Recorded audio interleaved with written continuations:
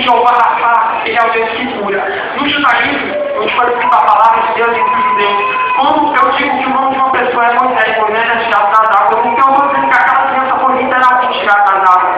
E quando eu me refiro a uma pessoa pelo nome, aquele nome tem um significado de estar seguro da vida dela. Assim como quando eu chamava Emanuel, eu digo Deus conosco, que era Jesus. Quando eu falava para ele, dizia Pai da fé, que ele é o nosso Pai da fé. Quando eu falava Sara, que significa tirado das águas. Quando a Noemi, sogra de Ruth, também ela dizia, não me chame mais Noemi, me chame agora de Mara, porque eu sou uma mulher amarga agora. Mara, novamente, as pessoas eram chamadas pelo que elas viviam, pelo que elas eram.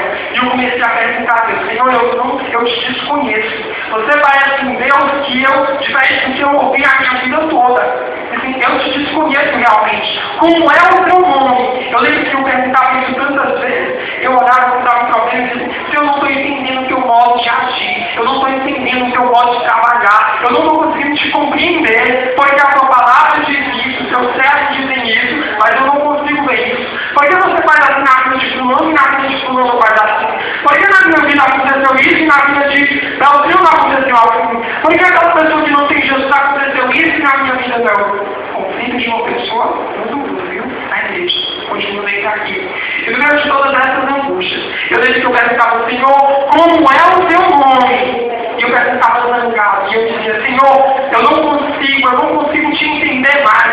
Aliás, eu nunca sei se um dia eu te entendi de dar. Como é ser seguidor de Jesus? Como é ser amigo de Deus? Como é ser íntimo de Deus realmente? E depois de toda a minha oração sem resposta, e quando eu encontrei realmente lá diante daquele local, parei dessa mãe, e fui tentar me recolher no meu quarto latino, uma pessoa lendo a Bíblia, e leu o versículo para mim, a pessoa abriu a Bíblia e ela diz assim. Então, isso foi às 6h30 da tarde, no outro dia, depois de uma madrugada de ontem. E lá a pessoa leu. Então respondeu o Senhor, por que perguntas pelo meu nome? Tu sabes que é maravilhoso. Aquilo parece tão assustador, porque isso não está na Bíblia. Isso não pode estar na Bíblia.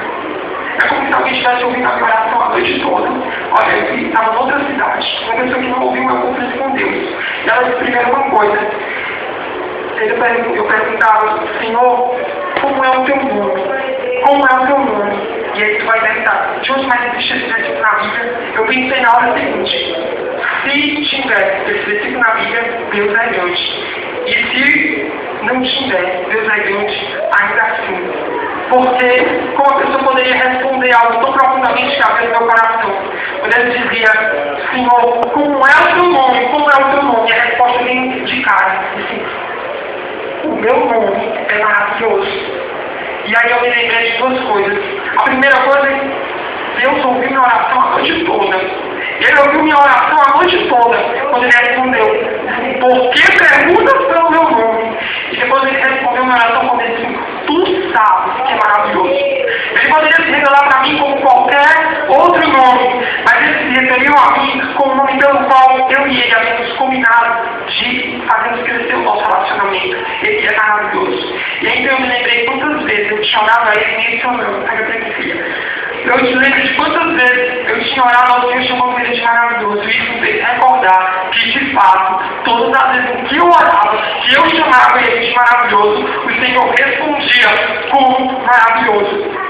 Respondia. Mas a história não acabou assim. Porque eu orava, Senhor, eu não consigo te entender. E eu estava lá chamando Deus de maravilhoso, porque a Bíblia diz que o nome dele é maravilhoso.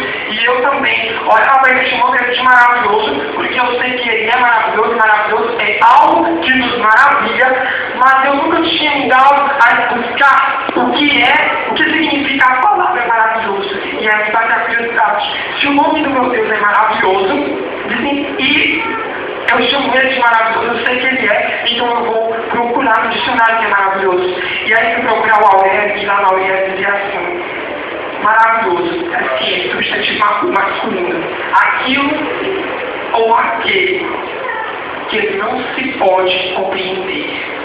Olha aí a ironia. Eu tinha passado uma noite tentando entender Deus. Quando eu mesmo chamava ele de maravilhoso, eu sabia que ele era maravilhoso. Mas aí o próprio Deus é algo que não se pode entender. E aí eu não terminava, disse daquele que está além do entendimento. Olha só. E o que é maravilhoso de Deus, sabe o que é? É que a nossa comunhão com Deus, nós não podemos compreender exatamente, porque se o agir de Deus, o operar de Deus coubesse na nossa mente, então Ele não seria Deus, e nós não seríamos humanos. O agir de Deus não pode, nossa mente não pode abarcar a completude de Deus, mas mesmo assim, Deus revela-se para nós, Ele deseja se deixar conhecer para nós.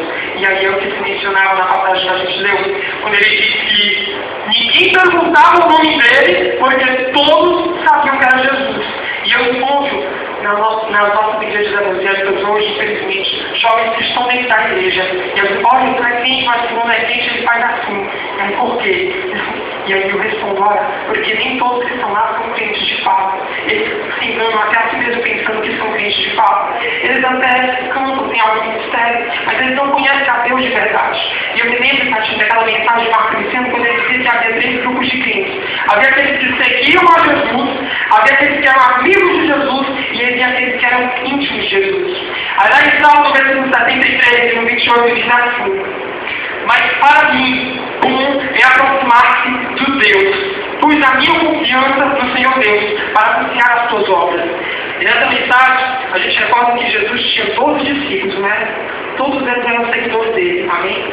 Para os seguidores dele, está reservado conhecer ao Senhor, se aproximar de Deus. Deus é alguém que não se pode conhecer, é alguém que não se pode se compreender, entender na sua totalidade, mas é um Deus que se deixa aproximar, que deseja esse relacionamento, que deseja essa comunhão contigo de fato. Isso está reservado para os seguidores. Mas se vocês bem lembrarem, daqueles outros discípulos haviam 3, e toda vez que Jesus subia no monte, eles iam também. A eles, Jesus conversava mais. A eles conversavam mais com o Pai. Eles conheciam com certeza melhor de Jesus, e foi eles que receberam os ministérios que mais influenciaram o Evangelho, que escreveram livros na Bíblia, que a sua vida serviu de testemunho. São os amigos de Deus. E aí eu me lembro daquele versículo 48, que eles não só se aproximaram de Jesus. Lá em versículo 40, no Salmo 40, versículo 8, diz: deleito-me, ó Deus, em fazer a tua vontade, e se a tua Bíblia for em ver, ela vai dizer assim: guardei a tua lei no fundo do meu coração. Olha aí. Então, os que são seguidores, está reservado para se aproximar de Deus, mas para os amigos, só para os amigos, eles vão entender de fato Jesus um pouco mais, eles vão deleitar-se, alegrar-se intimamente com o Senhor. É uma experiência maior. E do mesmo jeito, você pode olhar para a igreja e saber, existem pessoas que elas são crentes sim, são seguidores que você vai encontrar ela no céu, mas elas vão se deixar ser tão amigas de Deus como contigo. E a respeito deles, aí existe uma terceira classe de crentes, que são os íntimos de Deus. E aí a gente menciona, quando toda vez que Jesus estava reunido, toda vez que os 3 subiam, Pedro, Tiago e João eram amigos, subiam ao monte, eles iam também. Mas tinha alguém que ficava pertinho de Jesus, e conversava com Jesus, que ele sempre ouvia mais Jesus. E quando Jesus estava lá pregando a morte da maioria, ele colocava a sua cabeça, ele ensinava no ombro de Jesus. E então, logicamente, os outros até iam mais enciumados a respeito do relacionamento deles. Esse era o íntimo de Deus.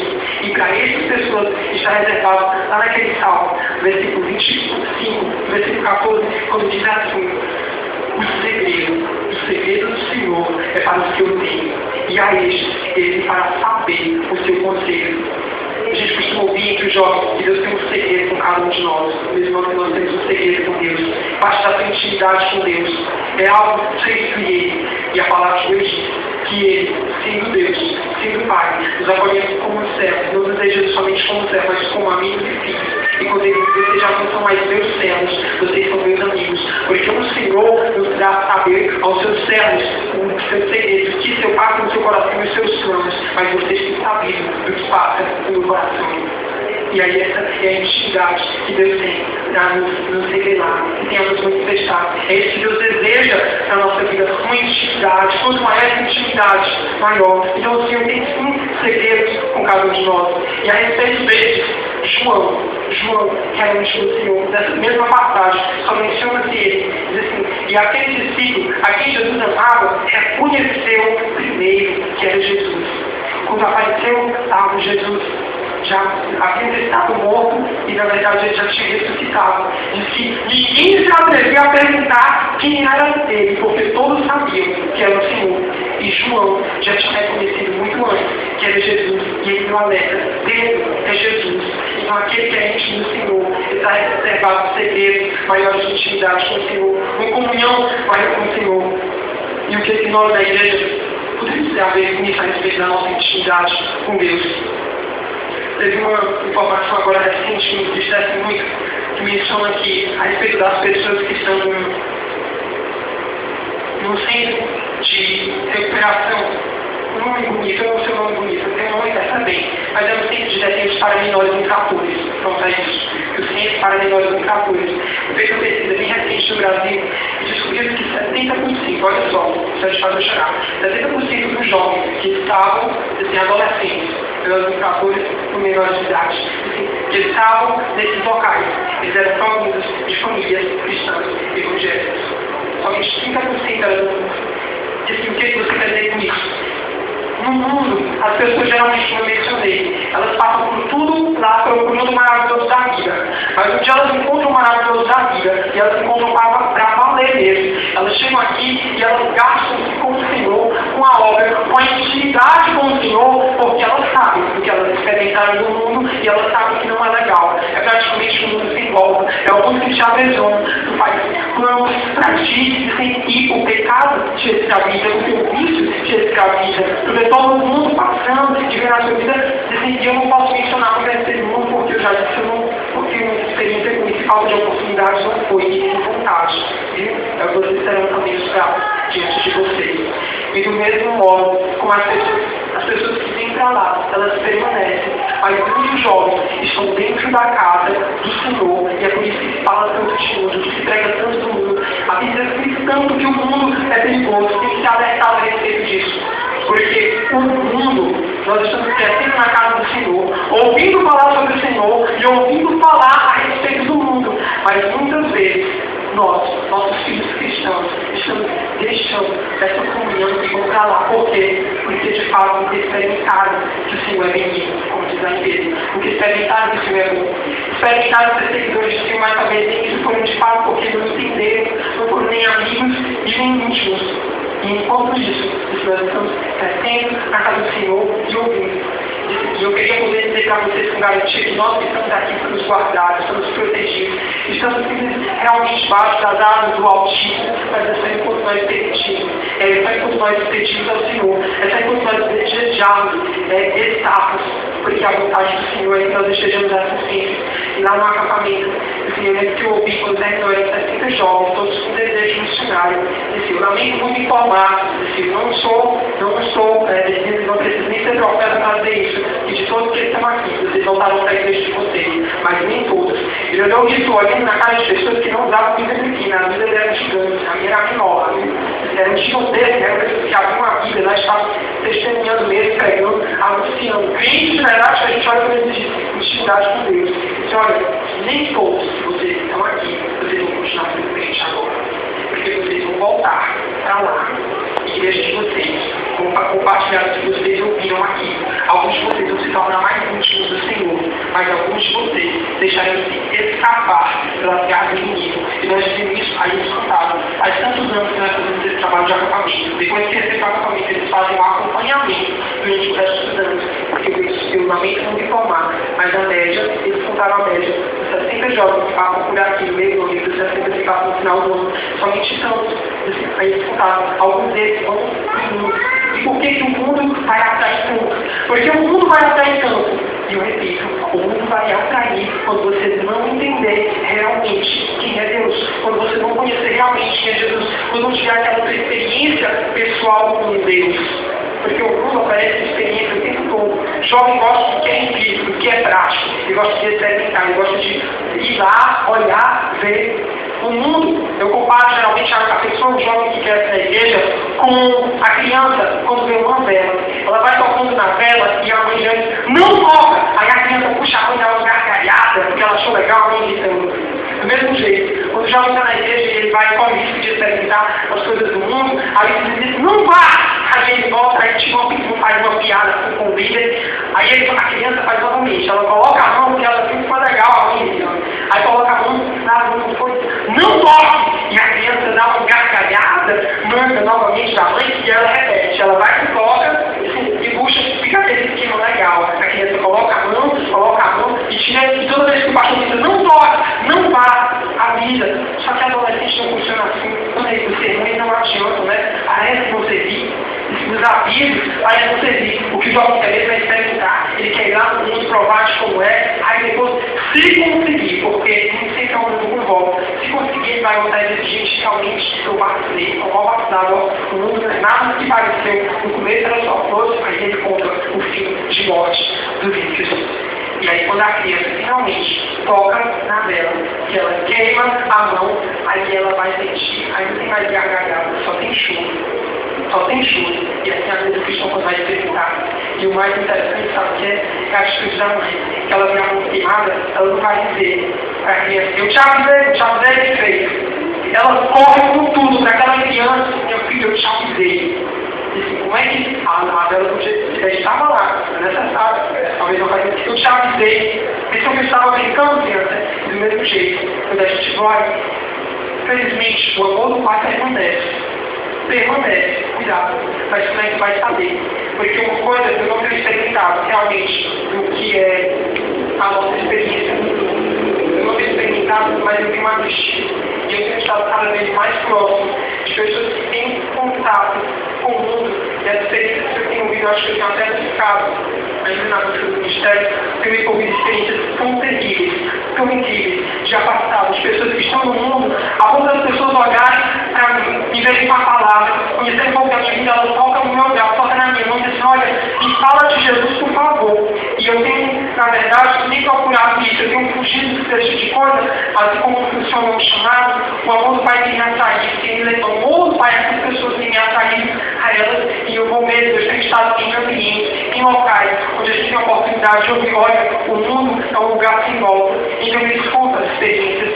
Se servir para te ouvir o testemunho de alguém, alerta de alguém, para que continuar no caminho do Senhor, amém. Mas se for o caso de tu ir lá para o mundo, pensa várias vezes a respeito disso, porque pode não ter volta. Eu tenho trabalhado com muitos afastados, realmente, muitos medos, tenho até chorado com isso, porque eles falam, olha, eu sinto necessidade, eu sinto a vontade, eu lembro como era lá, mas eu não consigo voltar, eu não consigo me libertar. Mas eu quero dizer para ti que Deus é a solução, que Jesus é a resposta, sim, e que Ele pode mudar a tua vida. Tu só precisa entregar a tua vida para Jesus, só precisa confessar que Ele é o Salvador, porque esse Jesus, Ele morreu sim por tua causa, não por, mas Ele ainda está vivo, Ele ressuscitou também para nos garantir a vitória completa. Se Ele tivesse só morrido na cruz, Ele seria, a obra tinha sido consumada e nós seríamos vencedores, porque a nossa salvação consiste na morte dele, mas nós somos mais do que vencedores, porque Ele não só morreu, mas Ele ressuscitou também. Ele morreu no nosso lugar e Ele está vivo. E do mesmo modo como eu estive compartilhando, que eu converso com Deus, e Ele conversa comigo, e às vezes eu posso declarar que eu tenho ouvido audivelmente mesmo a voz do Senhor. E se você perguntar alguém, a maioria dos que estão aqui, eles vão contar assim, alguma experiência que eles tiveram pessoal com Deus, onde você fala coisa que acontece lá em 1 Coríntios, só você e Deus sabe, tu só pensou simplesmente, e o Senhor chega e te revela, Ele conversa contigo. E mais incrível aí, quando Ele fala comigo a primeira vez, eu disse, meu Deus, nunca mais ouvi a voz do Senhor, porque ninguém é digno de ouvir a voz do Senhor assim, mas é só o começo.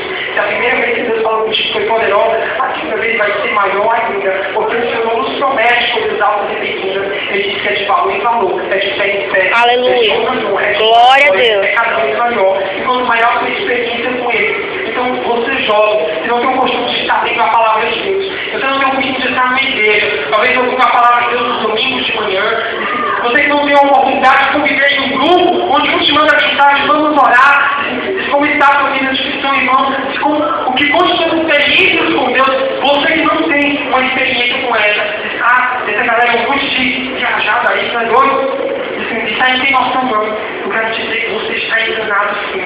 Experimenta Jesus, entrega tua vida para Ele, porque do mesmo modo como Ele conversa com o irmão Iago, e a casa do Senhor, Ele faz permanecer na casa do Senhor, Ele fala para a vida dele que Ele deseja na vida dele, pessoalmente, modo que Ele pode dizer que está no centro da vontade dele, como a Tati que fez para mim, meus foram outros. Eu tive de aceitar porque eu já vim entregar minha vida a Jesus. E um pregador costuma dizer, tu quer fazer o Senhor ir? Tu quer ver Deus ir? Conta Deus vão estar aí. Porque os deles são muito... Aleluia, glória a Deus. Para hoje, jovem, a oportunidade de ouvir sobre como é. Você que está em como é a experiência no mundo. Você está ouvindo hoje como é a experiência de ter uma comunhão com Deus. De fato, Deus conhece teu nome. Ele sabe o teu pensamento. Ele conhece muito mais do que o teu interesse, o teu sobrenome. Ele sabe coisas a respeito que ninguém mais sabe. Porque foi Ele que te formou, Ele que te escolheu. Ele conhece a tua vida, Ele conhece até o teu futuro. Ele sabe o destino que tu vai ter se continuar nessa vida. Como Ele conhece também o destino que você vai ter se tu entregar a tua vida ao Senhor. Eu costumo dizer para os nossos jovens que é possível sim você saber que está no centro da vontade de Deus. É possível sim você estar no lugar que eu estou aqui porque eu estou no centro da vontade de Deus. Eu estou nessa cidade neste momento porque Deus me quer aqui nessa cidade. Eu estou fazendo isso e investindo nesse ministério de trabalho de tal, porque Deus tem um plano comigo lá, porque o nosso Deus, Ele não é um Deus simplesmente que você vai para a igreja, volta para a igreja e você chega, já fiz a minha parte. Já entreguei minha oração a Deus. Não é só isso. O mais incrível e aquilo que nos leva ao céu não é religião, se chama relacionamento. É um relacionamento pessoal, direto e íntimo com Jesus que nos leva ao céu, que nos leva a cometer esse maravilhoso. Alguém, eu vi a palavra nesse momento, eu vi os testemunhos dos nossos jovens, que já tentando experimentar de como Deus é bom realmente, como Deus é poderoso de fato, como Deus te ama, e Ele deseja sim uma história contigo. Você que já mudou o sonho dele, mas que agora deseja, nessa noite, fazer sua reconciliação com o Senhor, deseja te reaproximar deste amigo, que é o amigo que vai te levar a morar no céu, que vai mudar a tua história, ou você que experimentou das coisas do mundo, você não consigo me livrar disso, a vida onde eu estou aqui é insatisfeita realmente. Aí você pode dizer, eu tenho medo de me relacionar com Deus, eu não sei se eu vou ser bem-vindo, eu não sei se Deus vai querer apostar em mim, eu não sei se Deus vai dar crédito à minha vida, porque eu já fiz um monte de coisa aí, e não te importa com isso, porque são exatamente para essas pessoas que Jesus morreu, foi para essas pessoas que Jesus veio, porque uma palavra, eu falo o nome da palavra, da pessoa de Cristo, é transformação. E quem que conhece a Cristo continua sendo a mesma pessoa. Esse plano dele tem um plano para cada um. E quando você conhece, a primeira coisa que ele faz de ti é uma nova criatura. Eu quero te convidar, você que deseja receber Jesus, você que deseja investir na sua comunhão com Deus, essa noite, a receber Jesus no coração. Aí Mateus 10, 22 e 23, diz que aquele que receber Jesus diante dos homens, que confessar com os lábios, há de ser recebido no céu. Mas aquele que o negar, haverá de ser negado no céu por escolha própria. Hoje está tendo a oportunidade de receber Jesus. Alguém deseja ouvir Jesus neste momento? Eu gostaria de convidar a igreja para se levantar, ficar de pé, e fazer uma oração neste momento. Eu vou orar só para este momento, depois a Tati vai ter que encerrar o trabalho. Mas eu queria te dizer que enquanto a gente estiver orando, se você tomar a decisão de seguir a Jesus, de render a sua vida aos pés daquele que sendo o próprio Deus veio à terra para morrer no seu lugar e te limpar dos seus pecados, não te preocupe, porque essa decisão todos nós um dia tomamos, mesmo que nascemos na igreja, mesmo que crescemos aqui ouvindo o Senhor, precisamos um dia entregar a nossa caminhada, entregar a nossa jornada, os planos da nossa vida lá, todo o nosso que nós achamos que era melhor para nós, que era bom para o Senhor. Vamos orar então, agradecer por este momento. Meu Deus, bendito, querido Pai, Senhor, neste momento nós estamos agradecidos a Ti, Senhor, eu principalmente te louvo, Deus, por tudo que eu ouvi, por tudo que o Senhor me fez recordar, por a infância e a adolescência que eu tive aprendendo na Tua casa, dos Teus caminhos, e hoje, Senhor, eu te louvo, Deus, por cada uma dessas vidas que aqui se encontram, por cada um desses adolescentes que estão sendo assistidos, Senhor, a sua adolescência, Deus, o seu crescimento, ó Deus, biológico, cognitivo, Deus, tudo quanto o Senhor está formando e gerando nele, Senhor, que seja para a glória do Teu nome. Nós sabemos, Senhor, por termos proferido, Deus, que nem todos permanecem. Mas, ó Pai, neste momento nós queremos te clamar a respeito de todas as orações que já têm apresentado a Ti, a respeito, Senhor, da busca deles, Deus, incansável, às vezes, de estar em comunhão contigo em oração várias vezes ao dia, renunciando, Pai, os pratos da Babilônia, e também, Senhor, sendo guardado na sombra do Altíssimo, lá debaixo das penas do Todo-Poderoso. Então, por cobertura de oração pelos seus pais, pelos líderes da igreja, Pai, eles estão em contato direto com o mundo, como tu mesmo disseste, Senhor, não cheio do mundo, mas que a minha luz brilhe nele enquanto ele estiver Louvado seja Pai, que Deus. tu veja a tua glória, Pai, na vida dele. Assim como Jesus chorou, Senhor, do mesmo modo nós choramos neste momento, Deus.